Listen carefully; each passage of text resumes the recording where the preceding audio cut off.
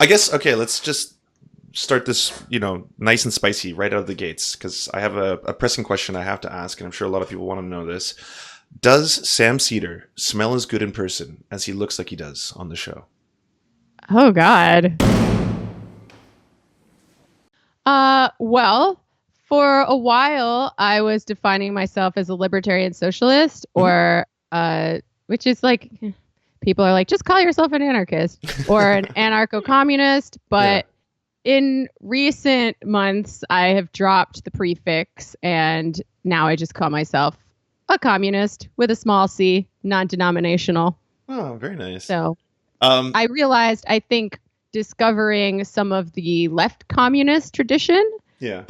and some of the more galaxy brain shit that we studied in our episode on communization theory, Hmm. that it is possible for the word communist to contain my critiques of basically every leftist movement of the 20th century Hmm. and still be a communist.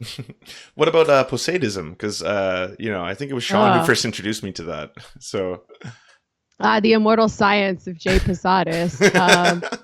I mean, I'm here for it, honestly. yeah. Our producer, Andy, at the Antifada, Hmm. is pretty much an expert on Posadas. I could say that. He's a Posadas scholar. He's writing a book right now about Posadas. He's been to the Posadas archives, so he could tell you more than I Wait, can. there's But there's a thing called the Posadas Archives. That's oh, real. yeah. What? Yeah, yeah. It's in what country? I don't want to mess up what country it's in South America. I want to say Uruguay because it's the last country that has a Posadist political party Okay. that is currently active. Something like that. Yeah. So most of what I know about Posadism, I have absorbed from Andy, Hmm. as well as our friend Comrade Communicator on Hmm. the episode that we did with him about Posadism. Wow. That's incredible. I didn't know that all existed. I was, just briefly introduced to the world of basically what would you call it, space dolphin communism. Um, Mhm. but I mean, I love every part of that sentence. I like it just coming out of my mouth. I'm happy I said it. So I'm definitely on board with the whole movement. Well, as Andy would tell you, Yeah. Andy gets very annoyed when people focus on the space dolphin aspect of Okay. Posadism. Okay. For most of his life, Hmm. Posadas was basically just a regular Trotskyist. Okay. At one point in time, he was in charge of all of the Trotskyist parties in Latin America, Interesting. and it was only later in life that he got into some of the more, shall we say, wacky aspects of it, like the Yeah. idea that global nuclear war was going to clear the stage for whatever humans survived to create communism. Hmm. The space comrades were going to come down and help us out. Or maybe they're here already and they're just waiting because we Hmm. don't seem like we're really ready for it. Hmm. There's dolphins, there's water birth, all that stuff. But Hmm. anyone who's interested in learning more about Posadism and why it's catching on right now, right? Why does this have a hold on people's imaginations in Hmm. this insane, scary moment where global nuclear war seems quite possible? Hmm. Check out our episode with Comrade Communicator. Absolutely. Back to, I guess, maybe your show and both the Majority Report and the Antifada and the leftist movement. How do you feel? Because I've heard interviews that you and Sean have done on the Antifada in relation to, I guess, the class struggle when it comes to the leftist movement. There's obviously this divide right now between what people call like the dirtbag left and the social justice warrior left, right? Where do you find you guys kind of situate yourselves in? Because I think you definitely still believe, or at least my interpretation from listening to you guys is that you do believe in um, uh, social justice to a certain degree, right? Like obviously the class systems are put in place through capitalism, but at the same time, we live in the world that we live in, right? Like we have to obviously do things in the here and now to help people who are marginalized, etc. Yeah, I mean, I like to joke that we're the wokest podcast on the dirtbag left. Like, I really believe that it's possible to joke around and be irreverent Yeah. and funny and ironic Hmm. while still taking your politics seriously and always fighting for the people who are marginalized and oppressed by capitalism. Absolutely. With that being said, in the upcoming election, where do you see yourselves? Like, oh, I'm going to guess you're probably a Bernie Sanders supporter. Yes, I am. Critical support for Bernie Sanders. And okay, so what are your thoughts on the election, the upcoming, like, the primaries? Does Bernie stand a chance? Is Joe Biden just going to sweep it? I mean, you're so much more tapped in than I probably am. Oh, I would not deign to pretend that I know what's going to happen. Mm-hmm. I think Bernie has a chance of winning the primary, although I'm not super optimistic about it. I put it at maybe 50-50.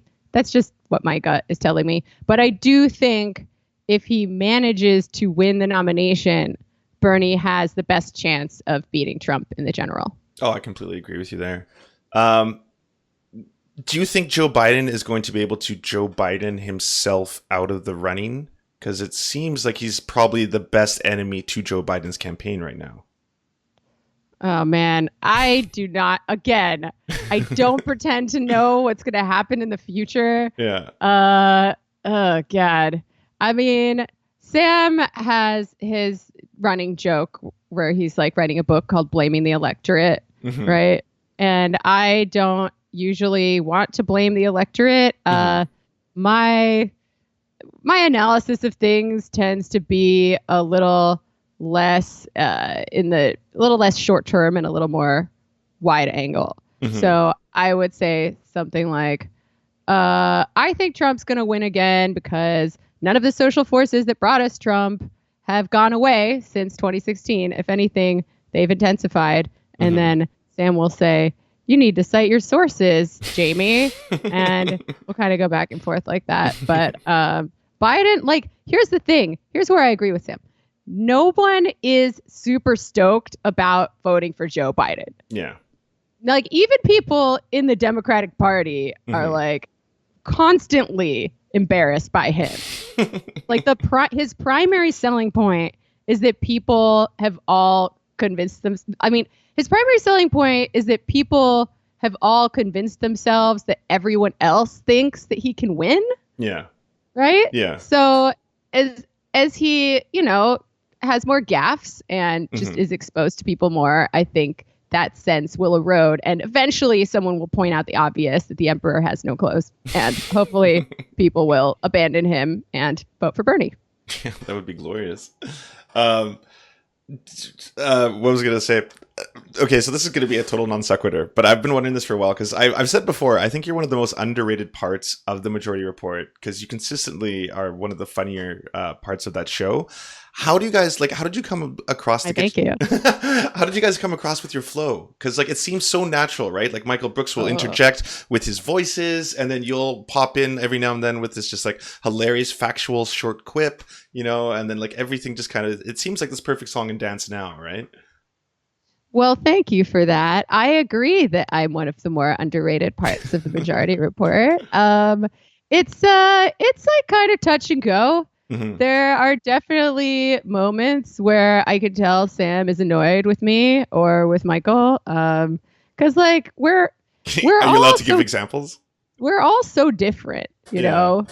Sam's got his thing. He's like a big government stock dem or whatever. Michael's got his democratic socialism, and I've got my anti-state communism, which, I feel like Sam might have gotten a little more than he bargained for with me because I was kind of hiding my power level in all of the articles that I could get paid to write for The Guardian or whatever. Yeah, of course. But then I'm on a show and I'm like, it's just me. I can say whatever I want. I can say what I really believe and try to push it a little bit further.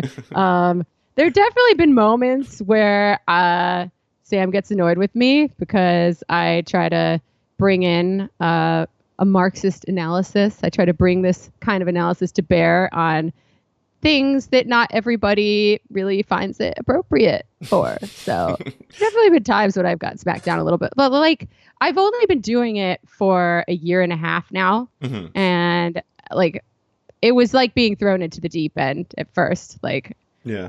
I was like, I'm not going to talk at all. It's scary to me. I'm a writer. I'm not a Hmm. talker. Hmm. And then I realized, like, what the fuck am I talking about? Like, I've been talking my whole entire life. So I used to think I used to think that even doing an interview like this one, where I'm just talking Hmm. on the phone and I don't get to like write it up myself later Yeah. and do a ton of research and make myself sound smarter. Hmm. I used to think that was only for super smart male geniuses and that I should never. I mean, I didn't even want to write about my politics. I've been a leftist for much longer than I've been incorporating that into my career Hmm. because I was like, well, I'm a woman and I'm a leftist and I don't have a PhD. So people are going to treat me like an idiot times three, probably. But then around 2016, I looked around at the people who were getting paid to do political analysis and commentary. And I was like, well, these people are fucking idiots and I know more than they do.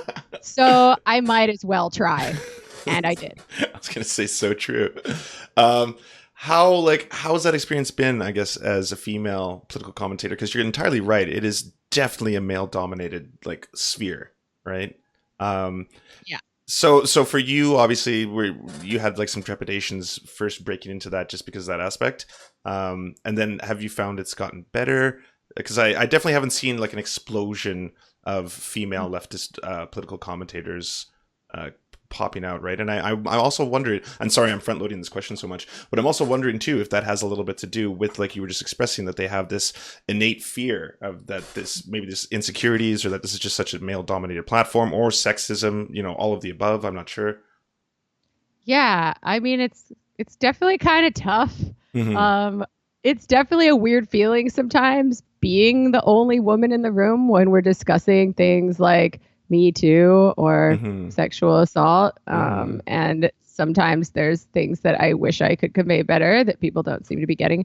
But yeah, I mean, it is kind of scary to be a woman in public in any way, shape, or form, Hmm. especially right now. Yeah. Like people, I mean, luckily I'm like kind of a tough bitch Hmm. most of the time, but like even for me sometimes I mean Sam has done what he can to forbid me from reading the comments, but sometimes I can't really help myself. Yeah, of And course. there's plenty of people, they don't like my voice. They think I've got vocal fry, which you don't really know what vocal fry is if you say that about me. And also vocal fry is fine.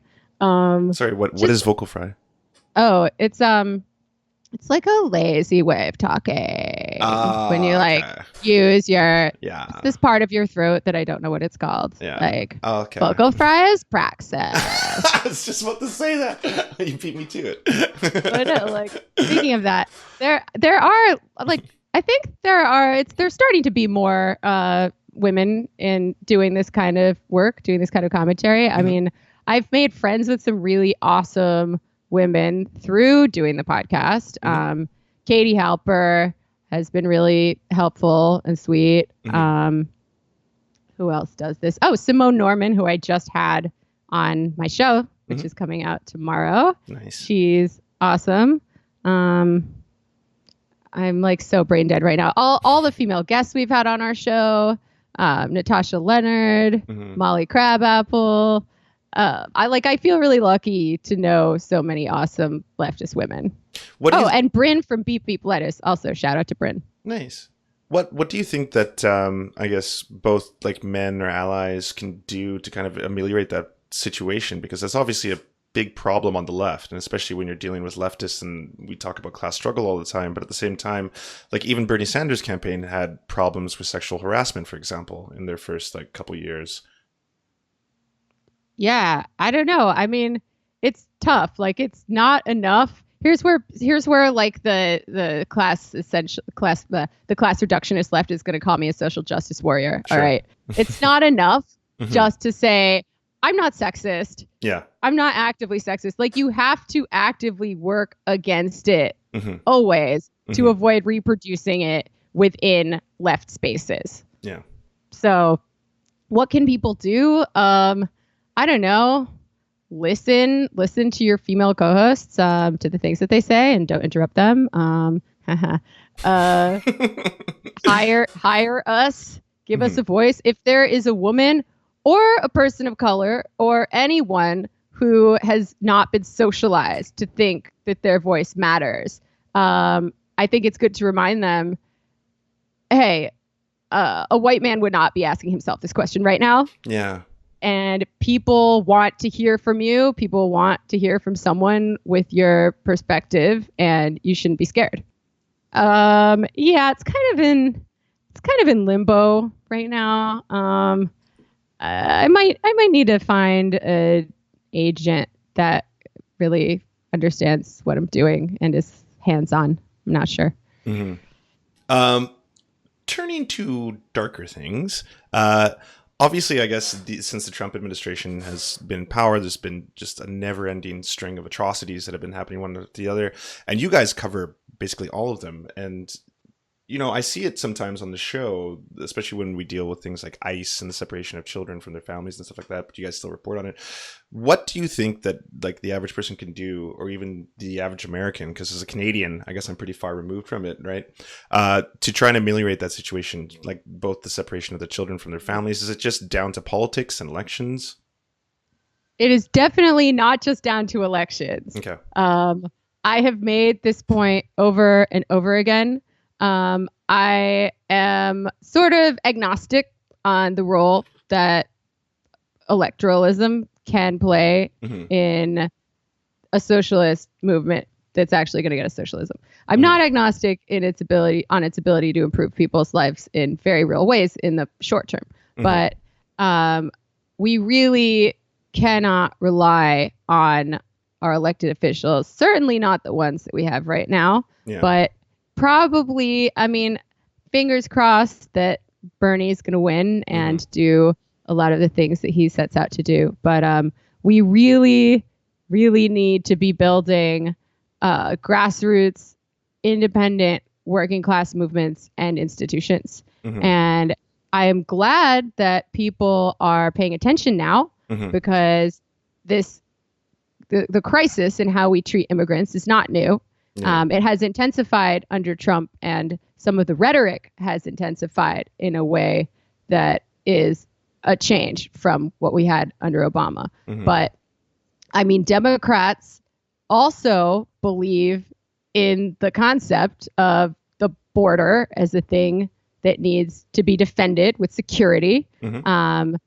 They just want a smart wall with drones and information technology, and the tech sector is playing a huge role in border enforcement right now. I mean, we just saw over the weekend a bunch of people went and protested at the Amazon store in Manhattan because of Amazon's role in immigration enforcement and like providing some of the tech infrastructure for ICE. Yeah, can you expand on that, like what the complicity is exactly, and them and the tech industry?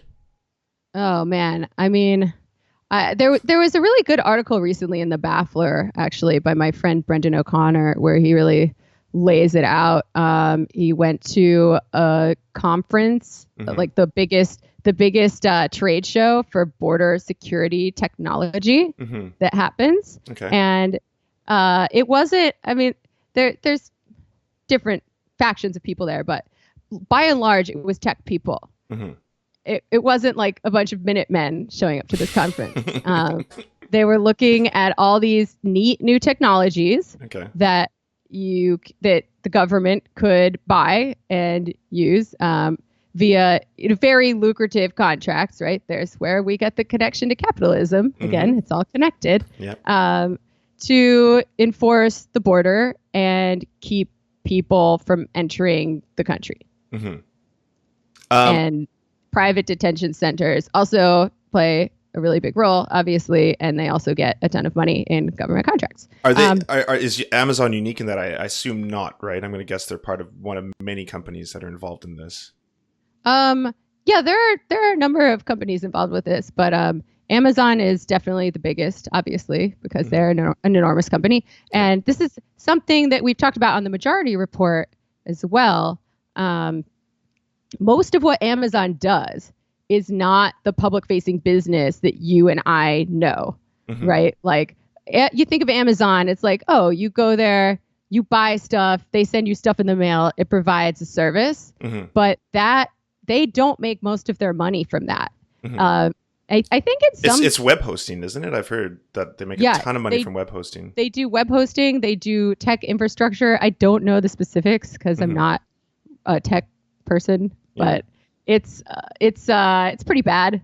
Well, we're on an Amazon platform right now. Like we're streaming on it. I'm sure.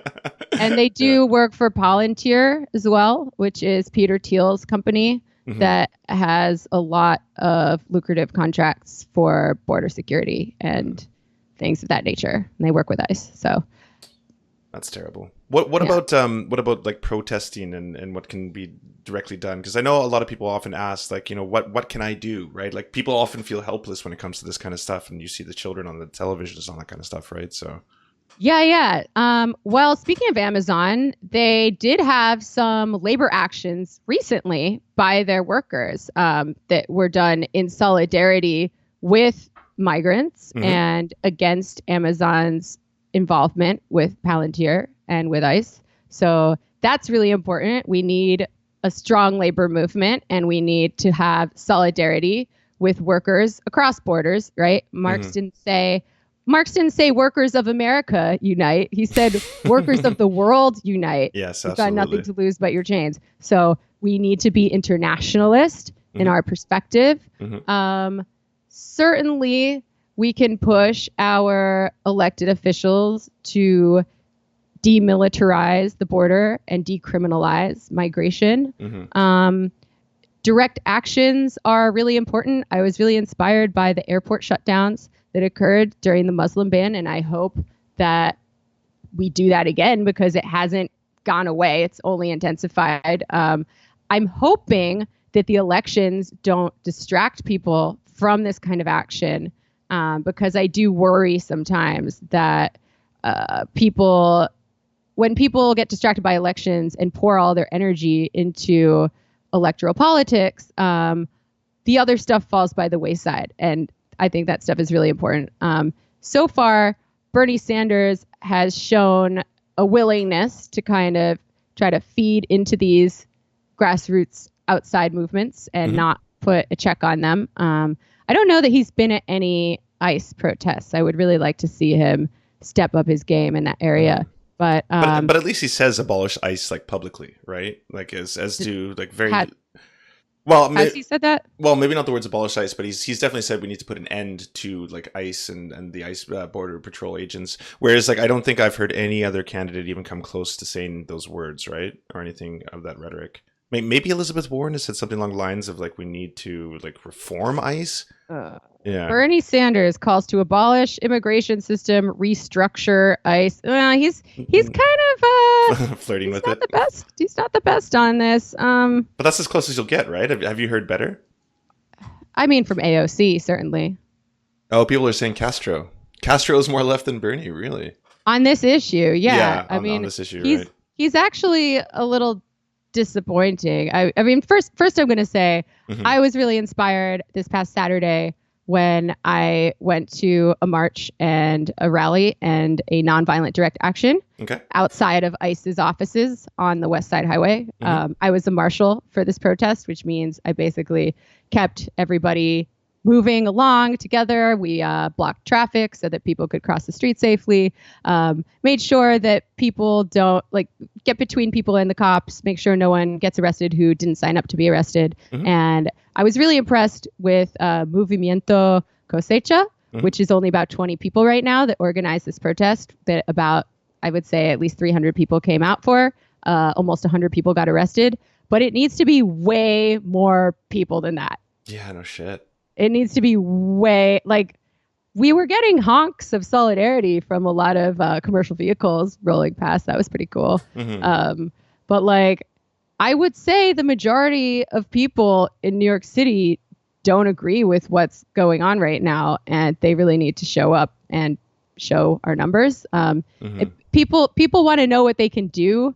People are being really shocked by some of these images coming out of the camps. And I mean, as one of my friends from the DSA Immigration Justice Working Group pointed out, the best answer is not necessarily the sexy one, which is get involved in long-term immigrant justice and anti-capitalist organizing. Mm-hmm. Like Yeah. that is the only way to solve this problem for real. Mm-hmm. Even Bernie, like I would never equate Bernie Sanders with the right in this country or even like a neoliberal Democrat. But he is a social democrat. Mm-hmm. He believes it, which is by definition a program that is carried out within the bounds of the nation state. Oh, of course. Yeah, no, I mean, they're basically like welfare capitalists is what I like to call them. Yeah. Yeah, which is, it's fine. It's definitely... It's better. It's way better than like the current state of America. I was like, okay with that. Yeah. Yeah, it's the best that we could potentially do right now in the electoral sphere. And if that happens, I will feel very optimistic about the way this country is heading. Yeah. And there are certainly many, many things that you can do within that framework to demilitarize the border, to decriminalize migration. And the way capitalism is that workers are able to organize when some of workers are not marginalized, scared, right? Yeah. So that's a tale as old as time. Capitalists have always used these kinds of laws to divide workers from each other, to break unions, etc. And the answer to that is not to close the borders. The answer to that is to organize with everyone. Organize with everyone who comes. Make laws that make it easier to organize.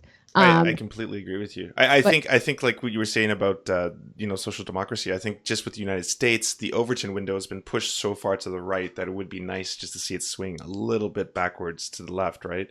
Even if that isn't absolutely. But in the long term, and it is an inconvenient truth for socialists who are all in for Bernie Sanders right now. In the long term, there is no way to keep this problem from cropping up again and becoming a force for the right. Like we've seen obviously the right wingers are completely disingenuous in this country when they talk about the need to protect any kind of like welfare state for native born Americans. Like they're dismantling the welfare state. They don't give a shit about that. But in Europe, we have seen some far right parties making real inroads on a program of defending a social democratic welfare state against outsiders coming in who want to get the stuff that belongs to you.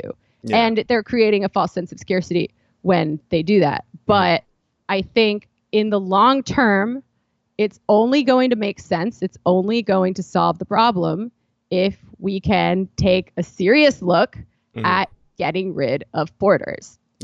Yeah, no, I completely agree with you. So DSA passed an open borders resolution at the convention this year, the national convention, where I was a delegate, and I was very happy about that. That is and good. It contains within it some provisions for spreading political education about open borders, about the existence of borders and the role that they play within a capitalist white supremacist state, because it's not always readily obvious to people. No, of course. I mean, I think it's Richard Wolff who said it multiple times that all these problems, they are built within the capitalist system. We're going to keep seeing them over and over. We're going to keep seeing these recessions. We're going to keep seeing gross wealth inequality. We're going to keep seeing like the overproduction of food and yet, starvation being an issue. Like this is all built within the actual frameworks itself. Yep. Dead ass. Was that the DSA convention where there was well, first off, did you see Ben Burgess there? Because I think he was there as well. I did, yeah. Oh, that's so cute. He even came to a party that I threw with my caucus, Emerge. No way. What's Ben Burgess like at a party? Oh, he's chill. Yeah, I imagine. just as pleasant as he is on the internet. Oh yeah, he's a pleasant guy. Yeah. What do you see going forward? I don't think we'll ever see an end to capitalism in my lifetime. But do you see some significant progress coming towards that? Whether that be education, winning in the hearts and minds of people, and or maybe a move towards some kind of global open border, society of any kind? Oh man. I do not pretend to know the future. Yeah. But I do think that climate change is going to put a ticking clock on all of this stuff. Yeah. And this goes back to people's interest in Posadism, right? It all comes back to the dolphins. Like, I think it's about as realistic to imagine that the space comrades are going to come and give us full communism in the next 10 years before climate change accelerates to disastrous proportions. Yeah. That's about as realistic a concept as any for ending capitalism within that time frame before we have widespread catastrophe. It's not going to happen from voting. I'm sorry. Certainly, I hope that things we do in the electoral sphere can help spread class consciousness and build class power. Yeah. But I think it's highly unlikely that we are going to have a global socialist revolution before things get to a point of severe crisis for the majority of people on this planet. And for a lot of people, the crisis has already begun. Oh, of course. Yeah. The average American probably doesn't feel it yet. Or maybe they do, but they just don't realize it. Or, I mean, people are depressed, people are anxious, people are pissed off, people are scared, but not everybody has a name for the problems. Not Alienation. everyone can name their enemies. Yeah. Not everybody has a framework for understanding why they feel like crap all the time. But I do think and scared all the time. Yeah, I do think the stage is set. I do think the potential is there. So I don't know if this is going to happen within my lifetime. I don't know if it's ever going to happen, but we have to try. That's all there is to it. And I want to be able to say that I tried and I did my part. Did you enjoy what you just watched and now crave more Nectar of the Damned? Did you know that if you're watching on YouTube, you're only getting half the Surfy experience? We upload all of our content commercial and censorship free to our Patreon. Due to the general demonetization of our videos, we now upload half of our original content directly to those who can help us produce this show. Want even more nectar than that? Well, come join us at twitch.tv/TheSerfsTV, where we do weekly live streams, debates, interviews, AMAs, and more. If you're an Amazon Prime member, you can help support our show 100% free by subscribing to our Twitch channel. So come join us, be merry, and know that your support is helping us do great things. Like pay rent and eat. Not a minty freshness of any kind? No, and least of all lavender. He's allergic to lavender, so He's allergic to what? Pro tip, if any, he's very, very sensitive to lavender. So if anybody wants to get close to Sam for any reason, pro tip, don't wear lavender. That's the first time I've ever heard of that allergy. We now worship at the altar of Miranda Marone and Sappy Rat. Do check out their SoundCloud and Discord respectively, and thank them so much for supporting the Serfs. A big thanks to our lords, Kyle C. and Ricky Pilgrim. You truly are the pillars of our organization. And also a big thank you to Josh Mickelson, Schizosaurus, Dr. Zayas, Dylan Byth, Andrea Lynn Epperly, Daniel Kahn, Angela, Barbara Sherman, Jed Lewis, Elabin Dudayev, Beck Hewitt, and Todd Lajeunesse.